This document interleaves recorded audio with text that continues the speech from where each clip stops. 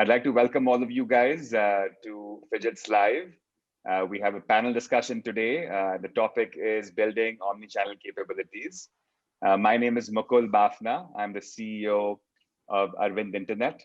Our B2B SaaS omnichannel enablement platform called Omni powers journeys for brands and retailers across India and the world.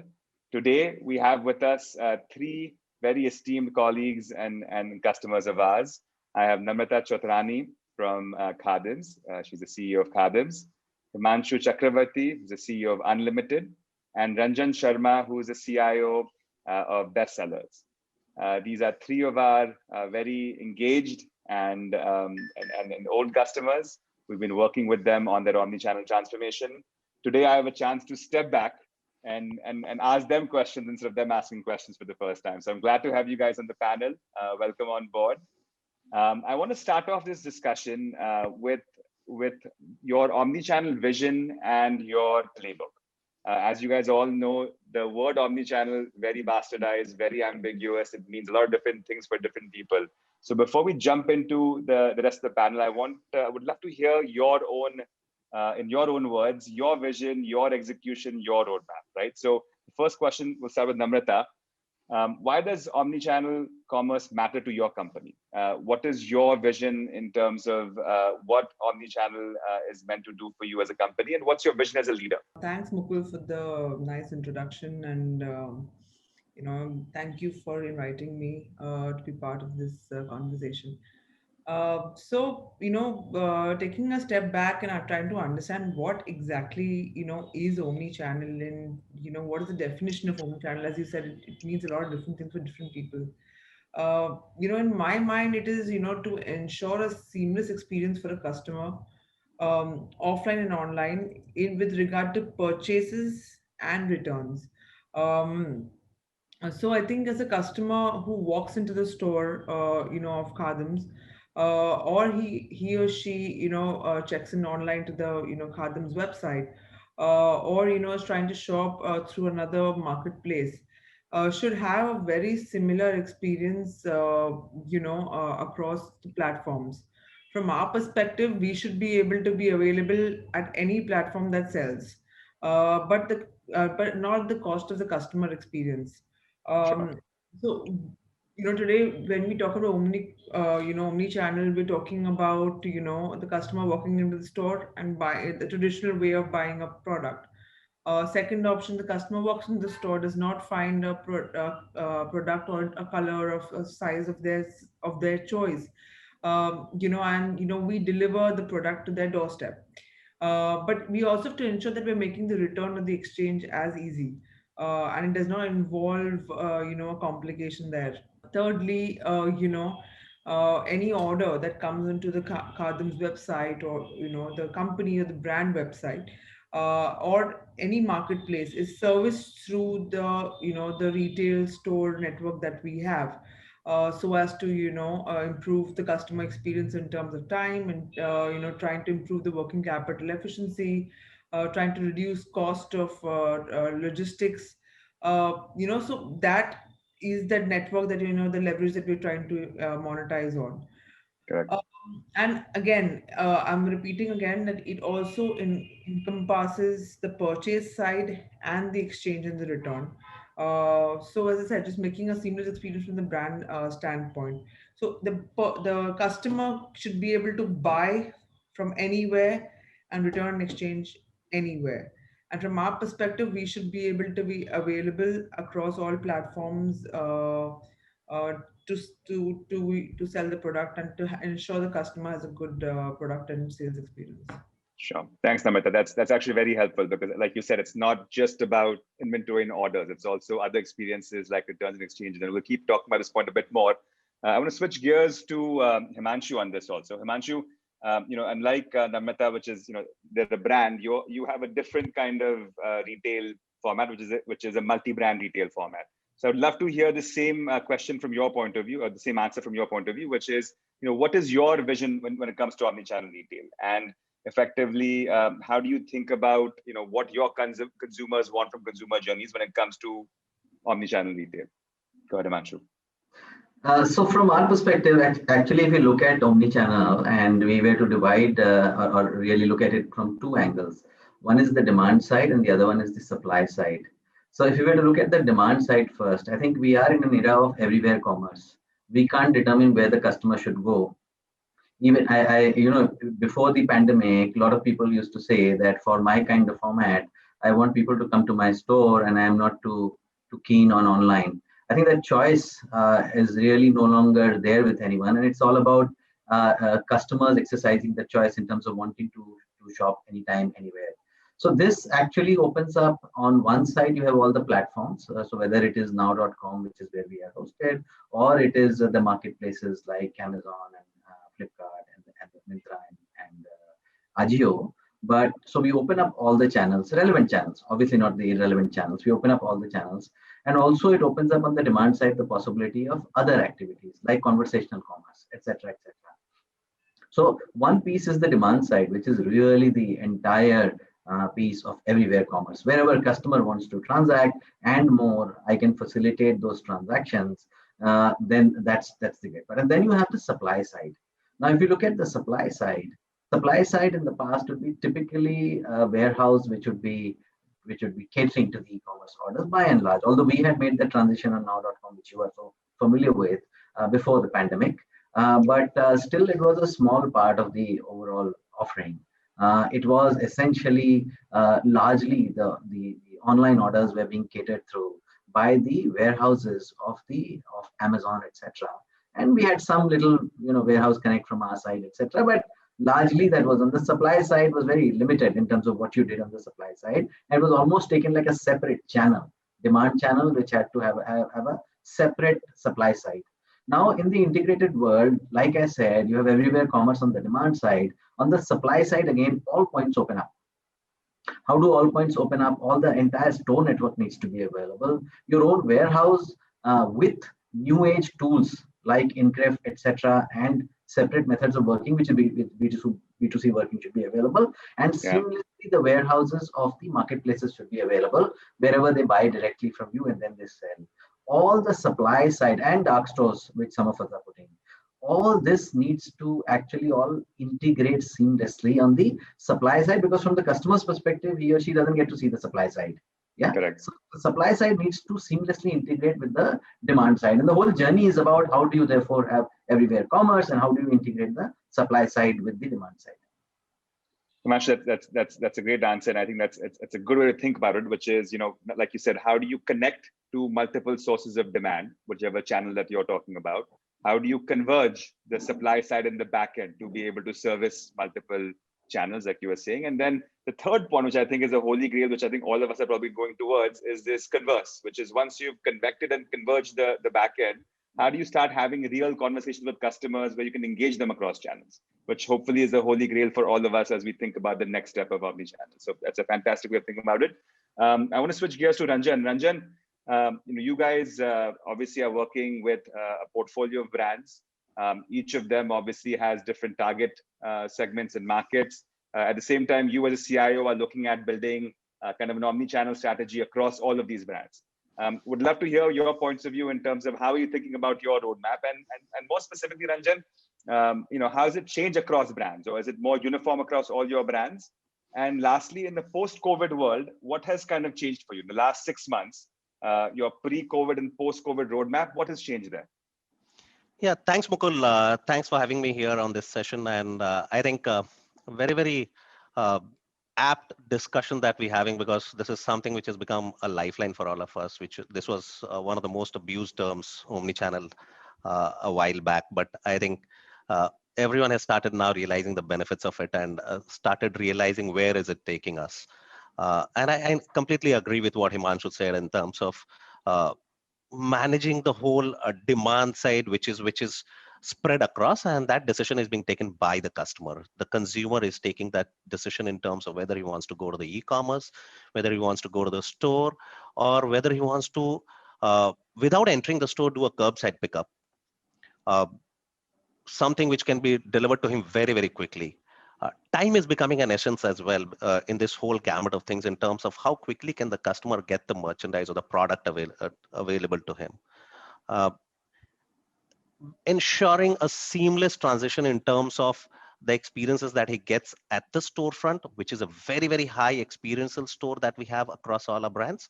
Uh, he's also expecting a similar kind of experience all throughout his digital journey, whether it's on WhatsApp, whether it's on my e-commerce portal, or whether tomorrow there's a new channel which actually evolves.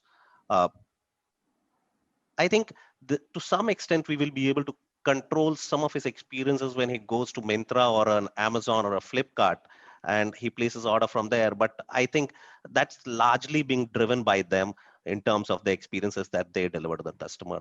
Uh, the other side is all about also improving in terms of your inventory availability across channels, having a seamless flow of inventory.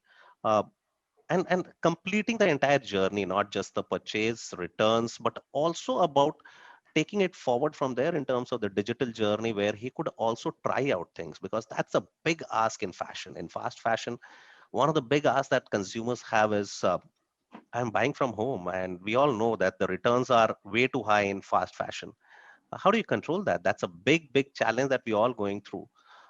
It's not that the customer is happy that he buys two products and then he has to return one, or he has to return both of them, and he might not be able to use it for the occasion he actually bought it for, because of the fit or the way how the product looked in terms of the color on his device that he bought from, and actually the product turned out to be when he actually received it. So I think also solving those kind of problems in terms of the experience, bring all of this together in terms of, again, saying uh, a fast fashion customer also needs quite a bit of assistance in terms of buying.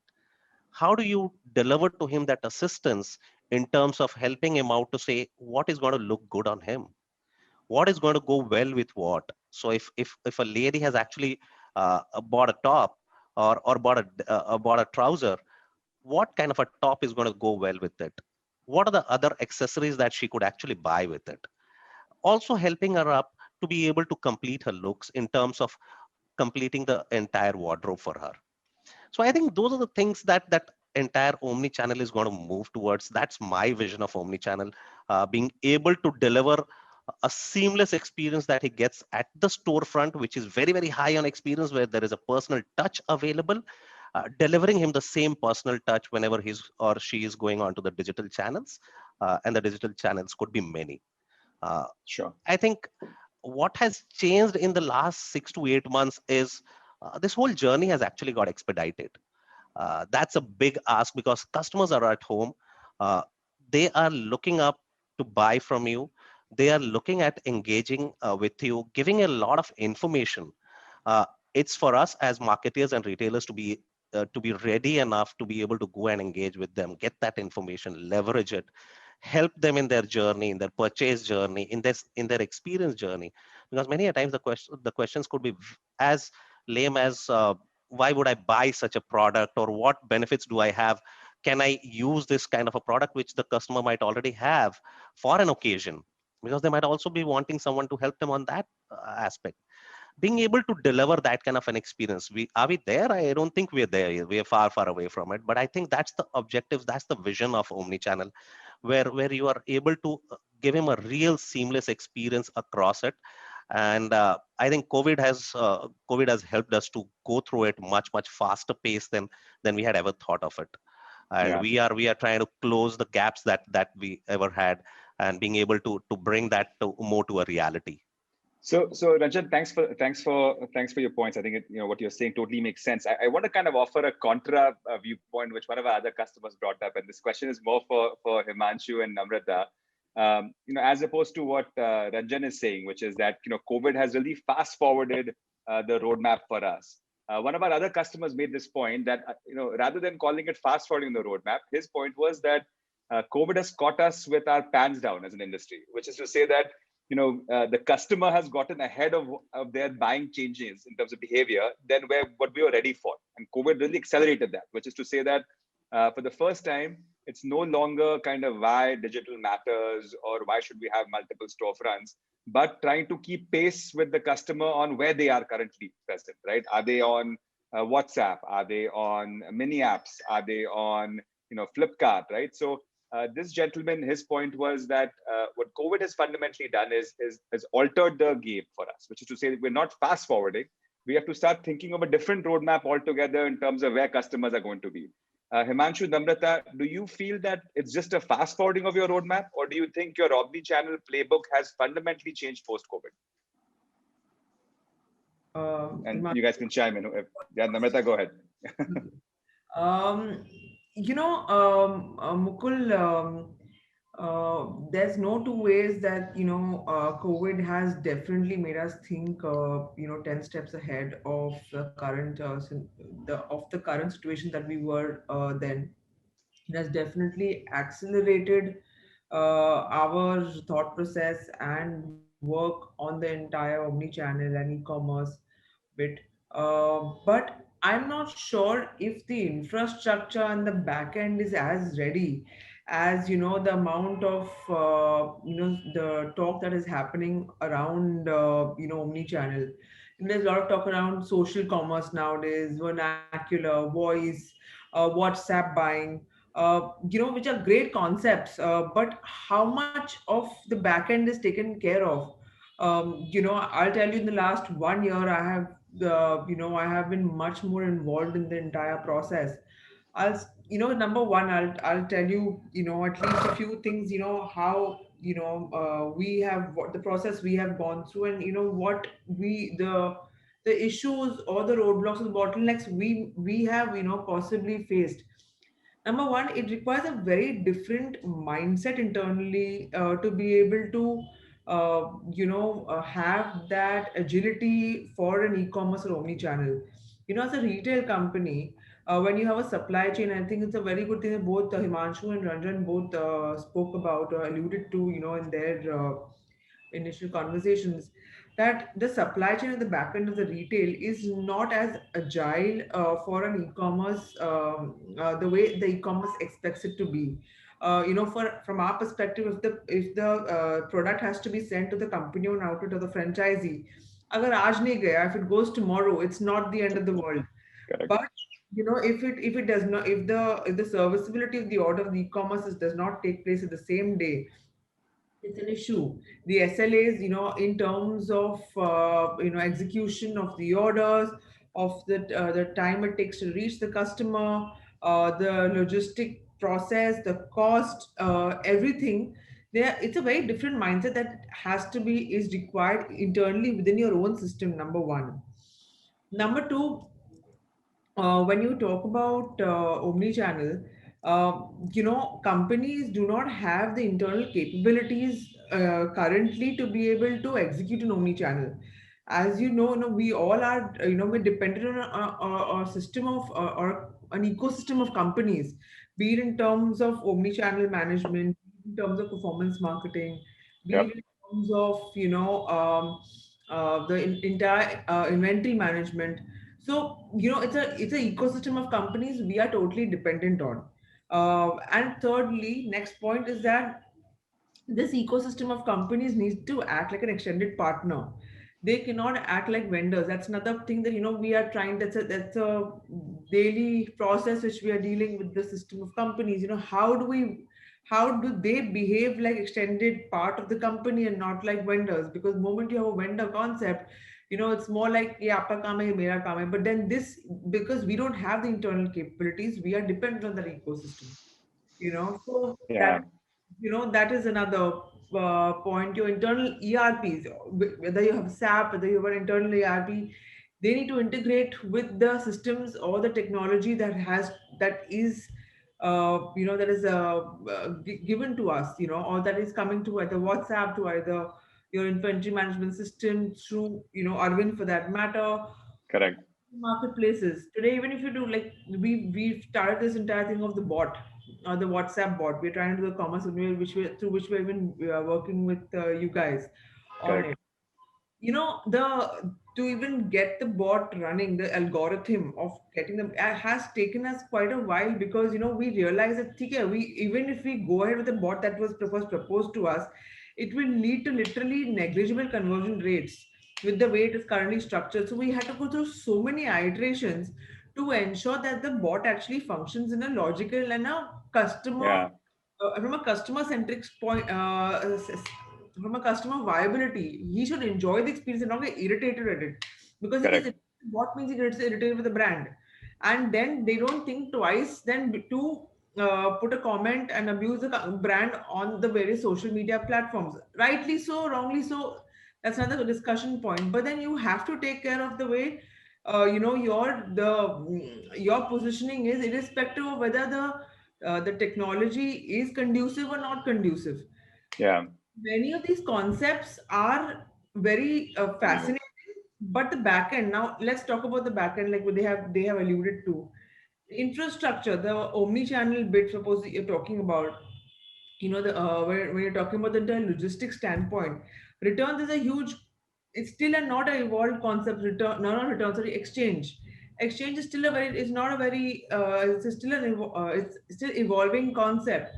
Secondly, when you're doing a omni channel, the algorithm to be able to ensure that the national shipping percentage of your total logistic proportion reduces and your domestic proportion increases, is something which you have to keep a watch out on. If the national shipping itself doesn't come down, means the cost of logistics is still at a higher side, then I'd rather do it through my warehouse. Correct. Cotton needs to be so appropriate, and many times the marketplaces only are not very capable enough, have still not developed the total capability to ensure that the efficacy of the omni-channel persists. You Yeah. know, so I can tell you 10 more things about Yeah. how there's a lot more talk about it than the backend infrastructure being Yeah. ready on the ability to monetize the capability. I'm not saying Yeah. that there's no potential, there's tremendous potential, but we are still quite behind in terms of Yeah. delivering on it. Another example, logistic companies, there's so much of lost in transit cases, the lost in transit, the cost of logistics is going on an all-time high. You don't have all the pin codes already taken care of. Many of the pin codes that are taken care of, you have to ensure that the returns are at a particular post office and it's not an automatic return. So Correct.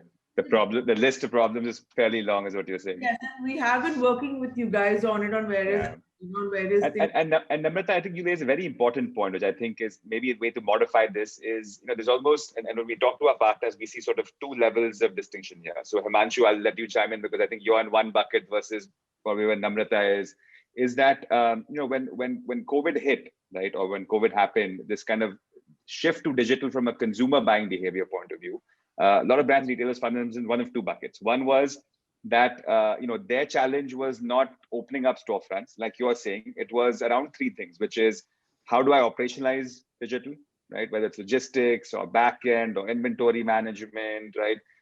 How do I work with my vendors in a very different way, like you said, rather than kind of working as kind of, I have this need, you help me, but actually rather than that relationship being builders of journeys together, right? Because the consumer journey matters. Opening up a WhatsApp channel doesn't matter, but creating a journey where it makes sense for a customer matters, right? And the third part of it is what you rightfully also said, is effectively changing the nature in which you think about your business, right? Because it's not just store only anymore. You have to think about managing a very different set of skill sets. Someone like Himanshu and Unlimited, they've been doing this a little bit longer. They've had this kind of tailwind with the operational side. Now, I know on their end, they've spent a good almost 2 years now thinking about the operations side of omnichannel, right? Making NSTS numbers, stores not available to service, ensuring that customers get their orders on time when we actually have single piece fulfillment happening from a wholesale warehouse, right, rather than the retail warehouse. And those kinds of challenges, Himanshu, you've had to tackle very early on in the journey of the Unlimited. Do you see yourself in this bucket where you're still, this operational challenge becomes very overwhelming, or is it now more about opening as many storefronts as possible? So I'll just take a couple of minutes to come back to this question that you had. And I think prior to that, the broader question that you raised, which is in terms of does it fundamentally change the way things are to be done and the roadmap, or is it just an acceleration or expedite, as the word that Ranjan used? Now, to my mind, in a way, if you were to just go back for a minute into the history of travel, we all thought that quite many years back, We used to all organize our travel through travel agents. Yeah. And they would come back if you were planning an international travel. Then they would come back and tell you that, look, this airline is available and this hotel is available. And then you ask them that, can you do this? And they would say, okay. And they would come back to you through whatever they did, or God only knows, email, phone, whatever they did. They would come back a day or 2 days later saying, "Nahi, acha, iski jagah I can do this." With the technology, we thought that this process will get expedited, but that's not what happened. It didn't result in, let's say, acceleration of the process. What happened is fundamentally it changed. The power went into the hand of the customer, and it resulted in disintermediation. Even actually, the likes of Make My Trip are not intermediaries at all, because sitting on top is your own ability to actually just select the kind of hotels that you want, and there are priced like a Kayak, etc., or a Booking.com. All of them give you quick price discovery. If you go to Kayak, you'll get a cross-platform price discovery. Yeah. So fundamentally, actually, the planning and the execution, everything moved in the hands of the customer. It became a DIY kind of thing. Yeah, and essentially disintermediation took place. So fundamentally, the whole thing changed. Although we look at it as acceleration, etc., it is not just acceleration. It changed fundamentally. And this is what is happening here as well. And Makul, as you rightly said, some of us have a little bit of an advantage because we deglitched most of our issues much before the pandemic, and you are a part of the journey. You are aware of that, and we chased that down and we deglitched everything. So when this pandemic struck, we were off the block very, very quickly. Yeah, and therefore we have made those gains as well. But I think that's the initial gain, because that's only one part of the deal. The question which is there is, when I'm selling I'm value format, when I sell a 400 rupee product, yeah, then as soon as a Myntra or a Flipkart or any of them, they pop in one, in my basket of 3 units, they pop in one order in one store, one unit in another store, and the third in the third store. Yeah, whether my deal is all encompassing, which means they hurt, or if it is, logistics plus rev share, then I hurt. Somebody between the two of us hurt when they do that. Now, therefore, how are the players, whether it is our own now.com or whether it is, let's say, the third-party marketplaces or others, how are they going to work on this new normal, which is coming in? It is no longer a fancy thing to, "Acha, chalo, let's also do Omni. It'll add some business." It is not. Correct. Yeah, and if it is not, then the way it is. Similarly, for example, demand planners. On the supply side, in the retail organizations, they typically forget online. Other than the firm outright and SME orders, they forget online. Repeatedly forget online, because they can't even predict, because there's so many events these online guys are doing, which is outside your network. For the life of them, they can't figure out what the demand would be, and that too, then to take it at a style design level, it's just damn tough. Yep. So they don't have those skills to figure this out. And if you do not plan for it, you can be rest assured you are going to be in trouble in terms of So I'm just giving you one or two illustrations of the entire ecosystem needs to understand that this is not an accelerated or an expedited version. It is the new normal, which is very different from what we have seen in the past. It is not the icing on the cake. It's an integral part of the cake itself. And therefore, when everybody is crafting the journey, whether it's with the marketplaces or even with Omni or now.com that we are having conversations, whether it's a conversation that we are having with the logistics partners, and Namrata talked about lost in transit, it is more lost in translation, which is a bigger issue there. Yeah. Or we are discussing our own internal teams. This is the new normal. And do not forget that most of the ones who are operating on this, not just everyone, business heads like us or people down the line or everybody, we don't have those skill sets. Yeah. So how are we going to pick up those skill sets across the board to make this happen? And therefore, this journey is going to go through its ups, downs, and we will. But this is the new journey. And the quicker we realize it's the new journey, the quicker we'll find the solution to this. Himanshu, thank you for that point. And I think you're spot on. And you and Namrata both raise very important points, which is there's a spectrum of capabilities and competencies that you have to build. And this is a long-term journey, like you said. It's not just an expedition happening over 6 months. There are the initial capability building, whether it's operational, working with partners, unifying the back end. And then the second and third order issues that come up, which are what you're describing, Himanshu, which is demand forecasting, right? New channels bring new competencies, but also complexities in terms of things like logistics costs, right? all those are kind of the second and third tier once you get past the initial hump, which a lot of brands are also struggling with. So it is a spectrum of kind of changing the way you do business, which I think all of us agree. I want to switch gears, guys, onto a very important topic, which is stores. You guys all have very large store networks. You're very good at managing your retail store network in the past. And obviously, 2020 has been a year of challenges when it comes to store footfalls, right? We've had a severe reduction of footfalls because of lockdown, probably extending into the current season as we speak. But I want to kind of drill down this topic a little bit more, because the discussion of what does the store do for you in the future, right? It's a discussion that's had in several forums. I'm sure you guys have thought about it in your leadership forums. And I want to spend some time on exactly this, which is how do you see the nature of your store changing? And I'll start with Ranjan. How do you see the nature of your stores changing post-COVID? Do you see a fundamentally different store, say 6 months from today or a year out from today, in terms of what the store does for you in your entire business model and your revenue mix? Or do you believe that it's just more of a reversion to the mean that kind of will happen at some point where we get back to what stores were? So very important point as we think about what does the store become in the future. So Ranjan, would love to hear your thoughts in terms of what the store becomes in the future. So I think the stores are changing fundamentally, and it's a big shift that's happening. So we've always known stores for customers walking into a store and then you're providing an experience to the customer who is there. That shift, biggest shift for them, which is happening, is you don't even have the customer in your store. Still, you are servicing him for the product that he would have bought somewhere else in some channel at the SLA at the time in which you are supposed to deliver or ship out that product with the quality assurance in it. The stores are not geared up to do that supply chain aspect, especially our stores. Our stores range anywhere between 1,500 square feet to a 5,000 square feet store.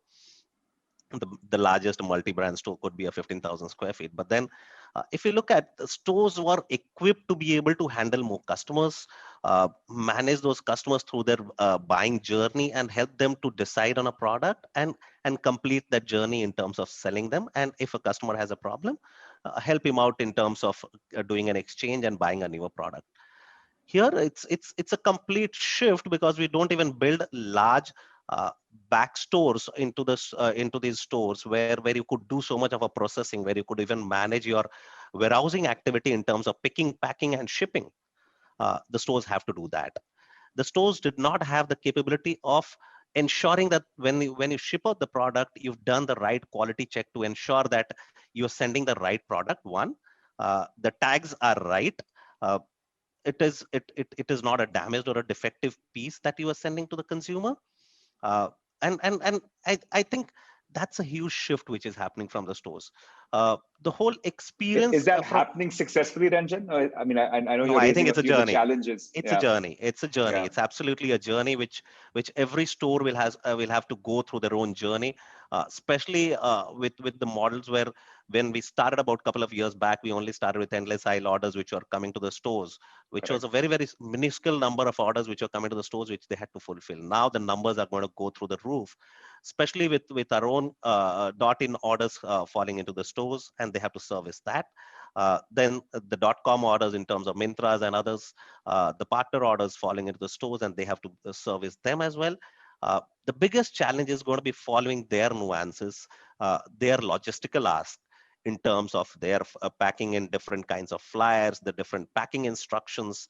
So it's not necessarily a store which is about selling to a consumer, but it's also become a fulfillment center. And also the whole aspect of the return management, which is also a big ask given the complexity of our statutory taxation system. It is so much more difficult because you've got to take the merchandise back when the customer returns into that same store. And that's so much of an ask because now the store is being asked. A player like Myntra will ask you to do a video recording of every product that is inwarded at a returns. Now, that's not a simple thing to do because anyway, you have a very, very small back store. How are you going to do that? How are you going to capture that? Then going through that entire claim management process in terms of if there is a wrong or a wrong product which has come back to you, how do you go through that claim management process and follow it up and ensure that it's closed? Because otherwise you are going to incur a business loss. So I think it's completely changing. So stores are not just about stores to sell to customers or even do the fulfillment aspect of it, but they are now playing a role, a multifold role in terms of doing many more things at the same place. And mind you, with COVID, you are not even allowed to add more people into the store, and it's just about equipping those same guys with newer skill sets, which is not going to be easy for them, because it's a huge shift in terms of the way how you do things. None of these guys actually want to sit in the back store and do these stuffs. They love attending to customers on the shop floor. Correct. And Ranjan, you're spot on. And I think in your role as somebody who leads supply chain and the CIO, you've highlighted some of the very, very kind of core realities of the things that we struggle with in the store. And like you said, these are things that are still being solved as we see it. Himanshu, Namrata, I want to ask that same question to you in a different way, which is, when we speak with industry leaders and experts, we hear this picture of the stores of the future in two dimensions, or kind of two parties, right? Team A, where a lot of people will say that, look, stores will come back to the way they were, right? In which case, all we have to think about is rationalizing our stores, because digital is going to be a larger chunk of our revenue, and therefore we might not need as many stores as we did in the past. That's kind of one group of conversations we have. The other group of conversations we have, Himanshu and Namrata, is basically, forget rationalizing stores. My store is the future, right? My store is going to be at the center of all digital journeys, and therefore I can't afford not to reduce my stores. In fact, I need to have more stores, more dark stores, for example, like Himanshu mentioned earlier, right? Which is to say that the stores don't go away. We have to transform that store into a digital hub, which basically ensures that it's no longer a fulfillment point for walk-ins, but the center of my customer activity. Ultimately, journey is starting from a store, ending in a store, going through a store. It must be store-led, and my store guys in the store must start becoming part of digital journeys. So we keep hearing this discussion on these kind of model A and model B. Where do you guys stand in terms of where the store should go in the future? Himanshu, I'll start with you. Namrata, I'll give you a chance after. Go ahead, Himanshu. So as I think we all know that there's no right or wrong answer to this one. And, correct. Very importantly, I am going to restrict myself because it will play out in different categories differently, but to the fashion category. And now, as far as the fashion category goes, I think we will see,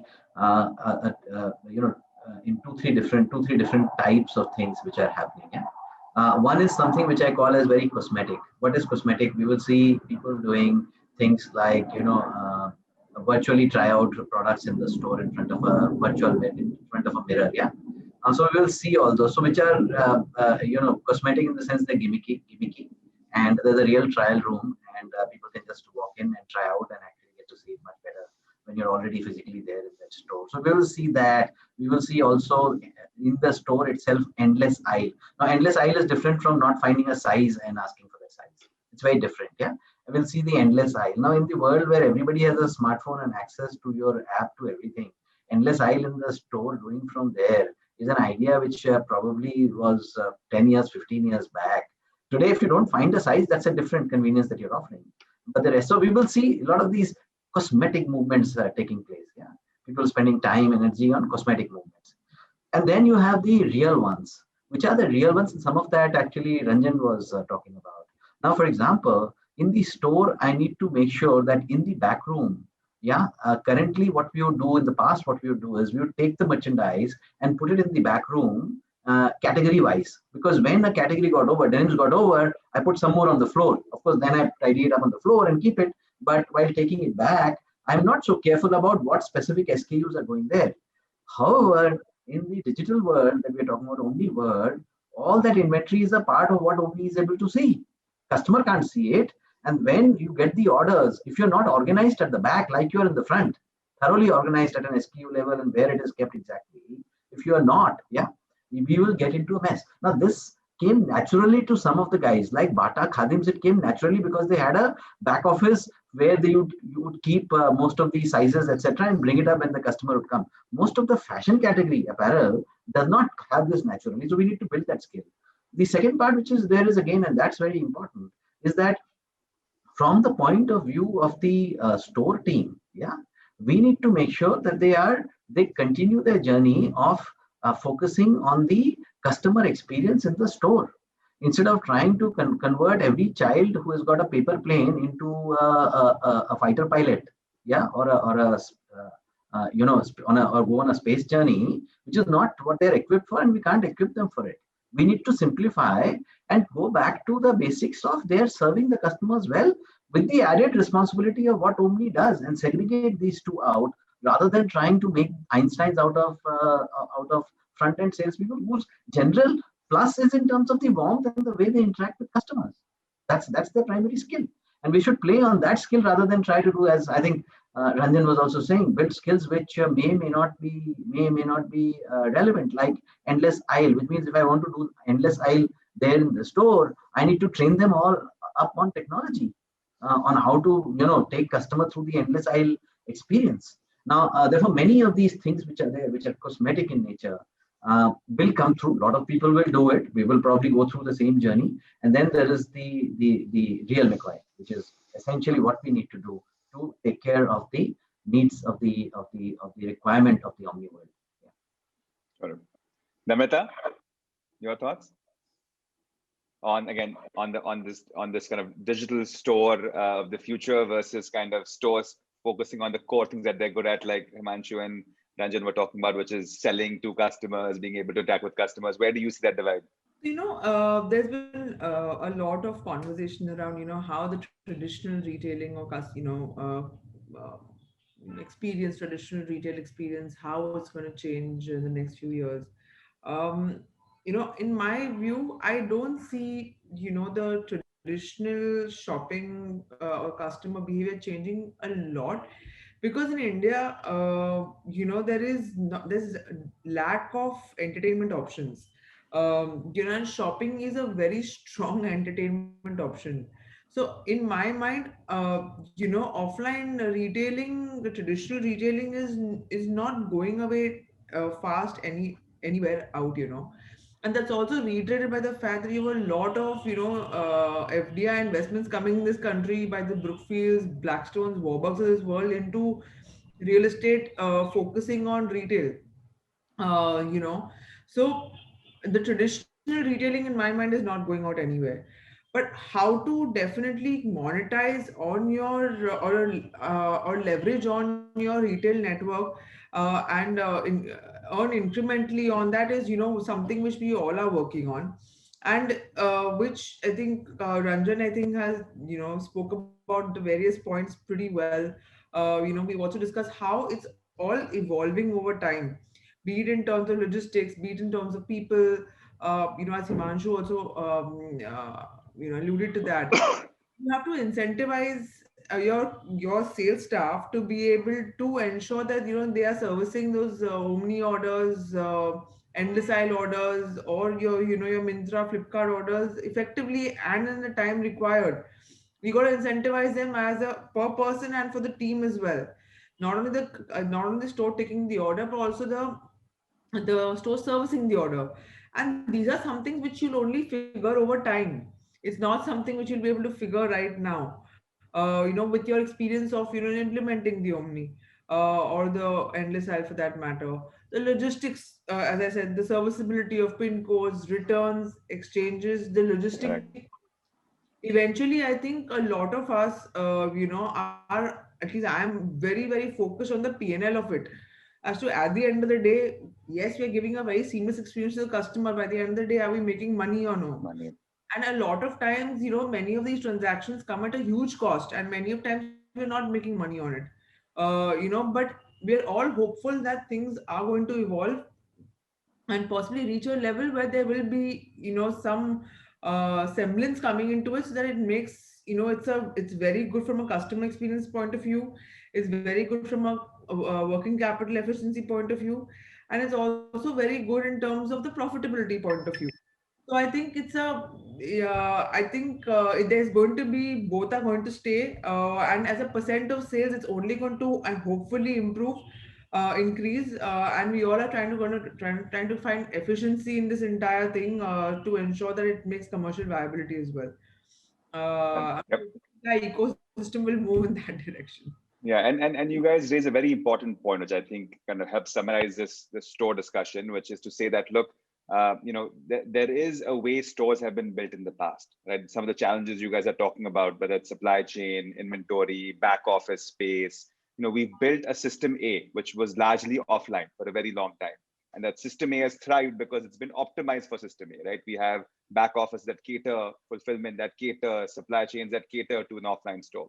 All of a sudden, we're opening a lot of digital channels to the same store and they're connecting it to a lot of digital channels.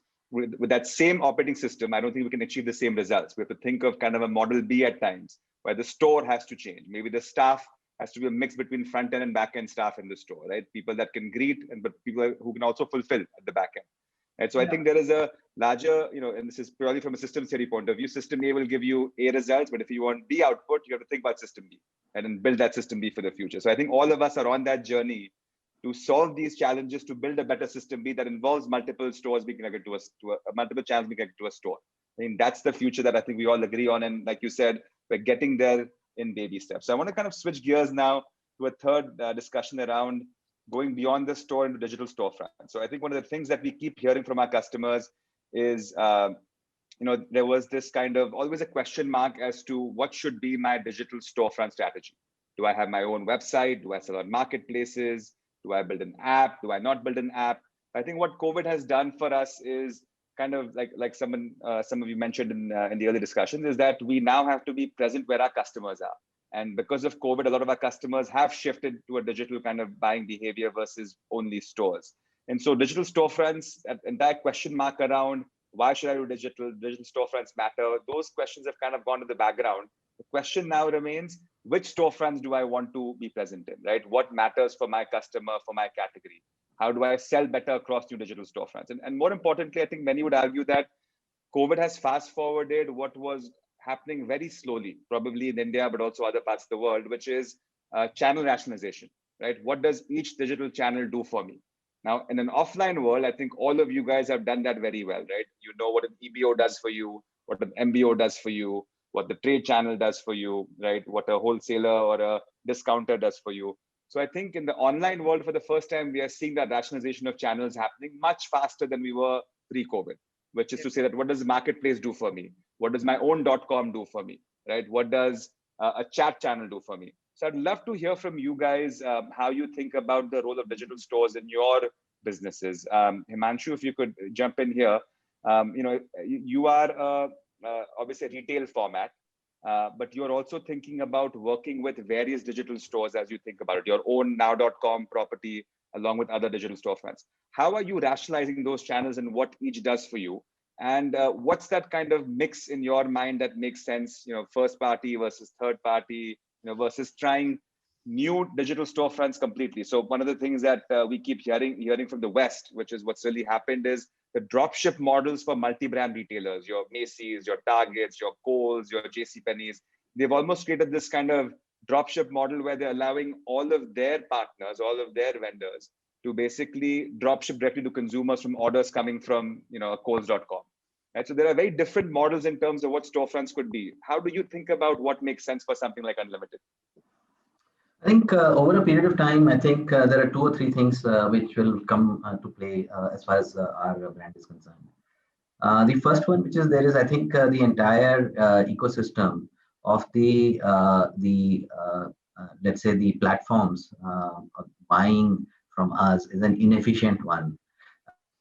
It's an inefficient one by definition because essentially we are going through an inefficient mechanism of finding appointments in their system, going through their whole peak load, off peak load, balancing, excess inventory that they have, how do they move it, what do they do with it, etc., etc. And it's a very inefficient, other than for SMU, which means something which has been made for them specifically, that Correct. There's no reason for us to keep with us. The rest of the outright buy model, which is our SOR model into their warehouses, is a very inefficient system. And to my mind, it should get its burial over a period of time, which is where it belongs, other than categories where they need to do it, like food and grocery, etc. But fashion, etc., there's no reason for them to have it. Which essentially means that the business model has to be the dropship model, largely, other than SMU. It has to be largely the dropship model. And we need to work towards making it as a dropship model. And dropship may I am including both the stores, which is a part of Omni, as well as the dark stores and the warehouses, which is all can be linked up to the dropship model in the marketplaces. So to our mind, that needs to be, and I am working very clearly towards enhancing capacity. I have just now put 2 dark stores have gone live for me. Yeah. And I'm planning to put another 8 to 9 dark stores in place. Yeah. It's very efficient. Dark stores are efficient, and they come at a fraction of a cost, and they can be run with different skill sets. You're talking about front end and back end. I can actually run with people who have got different skill set in doing it. So that is the model that we are moving to. But there is a bigger issue, and the bigger issue is like this: that in the past, for retailers like us, yeah, the customer acquisition was predominantly non-digital first. Predominantly non-digital first. I'm deliberately using that term. It used to come from either traditional media, TV, print, hoardings, leaflets, local activation, or people discovering us on the high street or in the malls and walking in. I think that has fundamentally changed. The acquisition of the customers would be digital first. Now, if the acquisition is digital first, yeah, I need to land them from wherever I am advertising, wherever I am promoting myself. I need to land them onto great experience pages or great experience places. I cannot have them going to a static page or just communicate saying, come take 10% off in my stores. That's not, I'm not going to acquire customers. So therefore, most customers are going to experience us first digitally on our primary own site. Yeah. And therefore, upgradation of that, because of the imperative of digital first acquisition, is so important for us. So that's from our perspective. Correct. And third-party channels, Himanshu. So I know your own .com, that becomes priority in terms of getting that experience right for directing all traffic. But how do you think about third-party storefronts beyond your own primary channels? Is that a significant push, or is that something that's just more as the channel grows, you'll kind of experiment in those channels? So are you taking any big bets on third-party channels beyond marketplaces, and how does that pan out for you? Yes, indeed, we are doing that. So we've gone live with Amazon, and we will be doing it on the others as well. But to my mind, this is early stages, because don't forget, the experience there at the end of the day will be governed by the experience of that marketplace. Correct. Primarily, they will allow us to just put in a flavor of our products and our what we want to promote, etc. But we really wouldn't get the full 9 yards of the customer experience. That we need to do on our primary channel, which is But yeah, you're right. We need to improve the experience there. But don't forget, we will always be constrained by the what the overall experience of that platform is. Yeah. And what about the other side, Himanshu, from a supply point of view? Are you experimenting with your partners, your brand partners, to be able to change the way they fulfill, or is it largely driven by kind of stocking in your stores and dark stores and warehouses? So does the dropship model work the other way? No, we are not going to do that. We are not going to do that simply because I think at the end of the day, we are 90% plus private label, whether it is Ruggers, whether it is Excalibur, Cherokee, etc., Karigari, etc. We are 90% plus private label, and therefore we want to just rather than, and you're right, it may be an opportunity for a multi-brand player who has got, let's say, 70-80% of third-party brands, but given that only 10% is third-party, we don't want to waste our energies there. From our perspective, we don't want to waste it. Namrata, your thoughts on this in terms of new digital storefronts, first party versus third party? Where would you want to focus on in the future? And are you seeing emerging channels more as kind of moonshots at the moment? Or do you see the viability of certain channels really being an important focus area for you beyond your primary channels and marketplaces? So I'm talking here now about things like conversational commerce, social commerce, Facebook stores, Google shopping, in-app storefronts, right? The phone pays, the Paytms, everybody wants you to have a brand app in their app. Right? Are these storefronts really the future for you, or are these just kind of moonshots at the moment, and you've rationalized a different way altogether?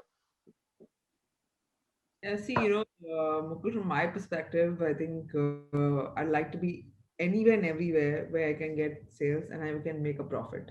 Correct. So I be it can be at through my stores or through our online channel, that is our online website, khadims.com, or any of the marketplaces, conversational commerce through WhatsApp selling or social commerce. Uh, Anything that can get any, I'd like to be everywhere that can get us sales and anywhere that can make us profit. Having said that, to increase sales at times is also not, it's relatively easy, but to ensure the profitability comes in along with that is also very essential. Tougher. Having Yeah. said that, our own website, till up till last year, it was not as strong, and as it was not monetized as well. But last 1 year, we've done some great work on the website. We've done some good business there. And because it's our website, we the profitability is also much higher there. uh, and we have integrated again with Omni, and we are trying to monetize our entire network of stores. Secondly, in terms of marketplaces, I think Himanshu alluded extremely well. The outright model, the SOR model are, I don't seem to be going too far. The FA, FBAs, it's not the most commercially viable model. I think eventually it's going to come down to the marketplace. How well you can monetize the marketplace, how well you can be visible amongst all the competition. One very important, point over there, which at least I'm learning out of this, is that how effective is your cataloging? Very basic thing, but how effective is your cataloging? To be able to differentiate compared to competition. How effective is your marketing on the marketplaces? How so as to ensure that you get the higher ROAS. Uh, and how well the marketplace people are in sync with you. Correct. Amazon, the way Amazon works versus Flipkart works is quite different. So Amazon is more like, this is a tat and this is a time that is going to be taken for you. Flipkart is relatively more, relationship driven, and possibly they will take the extra mile to like move things forward. Having said that, as I alluded earlier, it's very for us to implement the digital, omni-channel, and into all our stores is not tough. We can implement it, but as both Himanshu and Ranjan alluded to earlier, the operational issues at the store are Correct. quite big. So I think we'll have to, the at least my endeavor is to ensure that we stabilize over there, and then possibly look at expanding much more Adding effectively. more storefronts. Yeah. Yeah, and also, as I said earlier, that both the marketplaces also have to evolve on their omni-channel front. They are still not there. I mean, there's a lot more noise than there's actually there are things on the Yeah. ground, which I think again, we've been interacting with the marketplaces on the omni-channel through you guys as well. So there needs to be more involvement there as well. So I think, even on the WhatsApp bot, as I said, that even to implement the the front of the WhatsApp bot, to ensure that it is customer centric and it provides ease in customer shopping, is very essential. So I think that's something which we are again we've actually taken a little more time to ensure that it's comfortable for the consumer to like take the next step, and so that the conversion rates are better. Another point which I think which we are working with even Arvind on is to the exchange. So then we returns are will be there if possible, but how do you allow for exchange Enable. Yeah. customer experience? Because a lot of returns that happen are owing to the either some size issues or whatever. If it's an exchange, it allows for a better conversion rate and better transaction closure than a return. So my in my mind, I think it's I'm just waiting and seeing how things are going, rather than just trying to be everywhere. I'm not being able to close the loop. um, but definitely, this is be it an e-commerce or omni-channel, is definitely very important for all of us. We have a store base of around 200 company-owned outlets and around 400 franchisees. I think from my mind, the next step will be moving to franchisees as well. From right Correct. now, we we at least the endless side is activated on all our stores. The marketplace omni-channel, I think, is activated on a few stores depending on the location of the stores, and it's better to have the omni-channel facility, and also where the marketplace has the ability for activating omni-channel. But the next step in my mind will be to activate in all the franchisee, and possibly that's another franchisees. Yeah. discussion which will have to happen with the franchisees. But that's definitely going to help to increase the sales and serviceability and reduce cost. But I think first Yeah. solve trying to And Namrata, what you're saying is not incorrect, because I think that's the beauty of building an omni-channel roadmap, right? Because as you say, it's kind of trial by fire. Each channel that you turn on, or each storefront that you turn on, there are a common set of challenges that you start dealing with: the back end, the logistics, the store fulfillment, right? The mindsets and behaviors of your people. And as you start adding storefronts, when you solve these kind of base level challenges, the real multiplier effect happens then, right? Because you can turn on more storefronts and you're ready for it. Your Yes. stores are ready, your supply chain is ready, you're profitable. And in fact, I think and kudos to all of you guys on this, because you've probably tackled the hardest channel first, which is marketplaces. Because the moment that tap opens up, you have a lot of orders coming through, and you have to really get the back end ready for that. So I know with Himanshu, with you, with bestsellers, what we've all seen working with you guys very closely is the moment marketplace orders pick up, you can't leave any operational store unturned, right? You can't have complexities in the back end stopping you from fulfilling a huge volume coming through. And I think that's been the kind of great learning for us from an omni point of view, is once you get the marketplace channel right, adding channels actually becomes easier, because you've solved the kind of harder things with the volume that comes through marketplaces. So I hope you guys feel that. I want to kind of end the discussion with one kind of a quickie question, which is kind of a two-parted question, but I'd love to hear your responses, which is pull up for a second, right? You guys have all done digital, omni-channel, whatever you want to call it, for a few months now, if not more. I want to understand from each of you, what kind of impact has omni-channel had on your business? Now, the easy answer obviously would be, I have more digital revenue, right? I have more customers, I'm acquiring customers better. But beyond that, if you were to give me, I would like two answers from you. One is, give me a business metric that has really changed for you in terms of a core kind of revenue, cost, P&L metric. But more than that, the second part of the question is, tell me how it's fundamentally changed your business beyond revenue and cost, right? So I'll give you an example of what one of my other customers had said the other day, which is, it's changed our complete NSM strategy, right? My new stock merchandising was limited only to my EBOs, right?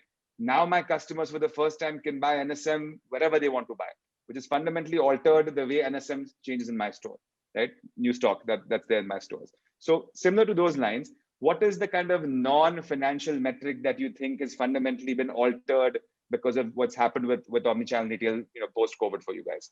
So Ranjan, I'll start with you. Sure. So I think you pointed out right, because omnichannel primarily where it is impacting us big time is the current season merchandise. And I think that's where the most important problem one has to solve in terms of, especially in fashion where you have so much of leftover. How do you improve your sell-throughs? How do you improve your inventory turns? How are you able to move inventory faster through your entire supply chain? I think that's where the more visibility points that you create, the more places that you go. Retail is a very, very fundamental saying. It's a very, very old saying that I'm sure we all remember is, "Jo dikhta hai, wo bikta hai."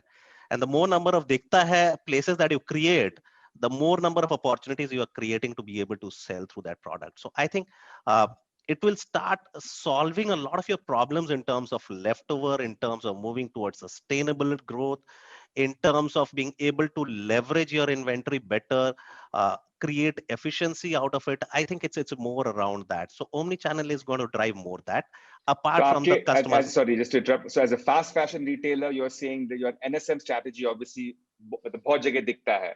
So is your net discounting gone down? Is that what we kind of read into that? Yes, absolutely. Because see, why do you discount at the end of the day? you discount higher only because if you don't sell it at the right time in fast fashion. There is a shelf life for a product. If you don't sell it on time, you will have to discount it higher. If you're able to sell more within that same period, obviously your discounting is definitely going to go lower. And what's kind of, I mean, impact are we seeing? Just, you know, is there a number you could share or a kind of ballpark number that you think is your discounting changes that comes off the top of your head? Too early to say that, but I think it's definitely we can see a lot of signals out of it where things are changing, and we've been at least trying to see a few percentage points of discounting actually going down. Perfect. Thank you so much, Namrata.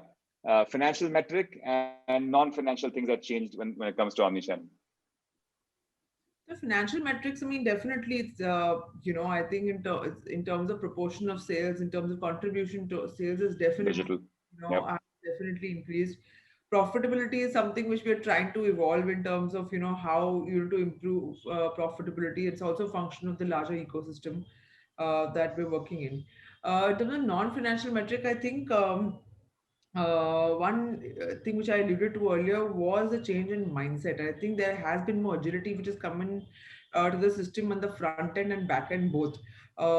You know, at times, you know, when you're talking about the sales team, you know, they'll say, "Arey, nahi, customer se nahi karega." They're not going to give you money initially for the endless aisle. वो लोग prepaid नहीं करेंगे. Correct. They don't give you on COD, or they're not going to trust you in general in terms of delivery of orders. Things like this, or like, you know, how do you how do you incentivize the sales staff, you know, to think very differently to be able to ensure on the front end as to how to make this work. And that confidence, I think, that has been coming in the system, you know, with when they're seeing the numbers improving, and on the back end as well, as I said earlier, that, you know, that think ki aaj nahi to kal hoega, kal nahi to parso hoega. On the traditional sales retail side, it's not going to make that much of an incremental problem. But when you are working in a omni-channel system, or you know, when you're also working with the e-commerce marketplaces, the impact that it has in that one day of delay also has brought about the awareness and consciousness in the minds of the supply chain or the logistics people that we have to be agile today. If we don't, we're going to be passe. So I think that has brought in a lot of you know, change in terms on the non-financial. That's a great point. That's such a great point, Amrita, because like you said, technology aside, SOPs aside, mindset nahi change hoga to ye game kabhi badlega nahi. And I think that's a fantastic way of summarizing it, which is, I think, you know, non-financial metric, if you can even change the way your sales staff on the floor think about the customer, I think it's a massive change, because that's 90% of the effort, right? You all of us know that, which is key. Incentives aside, fundamentally, agar wo sales guy ko laga nahi ki all my customers across all channels matter, you're never going to have that kind of true experience that you're looking for in terms of seamlessness online, offline. So fantastic point. Himanshu, turn to you. Impact on your business, financial and non-financial, in your, you know, either business model or the way you think about your overall business. So on the financial, quick answer, financial side, we were already set in with Omni, you know that before this, now.com. So that post the pandemic, that percentage share has gone up to 4x earlier from our stores. On the non-financial front, from me, the biggest gain is that, you know, for retailers, the biggest struggle, one of the biggest struggles for us is inventory and the accuracy of the inventory. Because of our obsession with fulfillment, and we are at SLA 99% plus in the stores. Because of that obsession, I can't tell you how accurate the inventory has become in the stores. That's the biggest advantage that we have. It's extremely accurate now compared to what we used to ever have in the past. Yeah, and that's the other side of the coin, which is you could do all the channels, all the storefronts, but agar aap inventory hai nahi, to jo bhi aap dikhaoge wo bikega nahi. So well said. Again, guys, thank you so much for your discussion and for your points. You guys have really kind of given us a 360-degree view of not just how do you build the capabilities and how do you think about the digital roadmap, but the real challenges you guys are facing in the back and the front of the store. And these are great ways for us to engage you guys to start thinking about how do we build Model B together. So thank you again. Appreciate your time, and best of luck in your omnichannel journeys. Thank you. Thank you so much. Thank you so much. And nice chatting up with you, Ranjan and Himanshu. I think I've learned a lot in this conversation. And I also feel that, you know, we're not alone in this journey. The problems and the conversations seem quite, you know, familiar. So it feels nice. Absolutely. And Namrata, Yeah. I love your point, which I wish I could kind of, I'll have to get this recording from the Images team, which is you have to start thinking of your vendors not as technology vendors but partners, because this is all about journey building together, and it's not about giving you technology features. And that's something that we've learned as practitioners, doing this first for Arvind and then convincing others that there is areas that this never works when I give you technology. It works when we basically sit down and say, what do you want out of this channel, right? What should the consumer journey be out of this channel? What do we do? What do you do? Or वैसे ही बात बनती है. So I truly appreciate you guys being part of this panel. It's great working with you guys.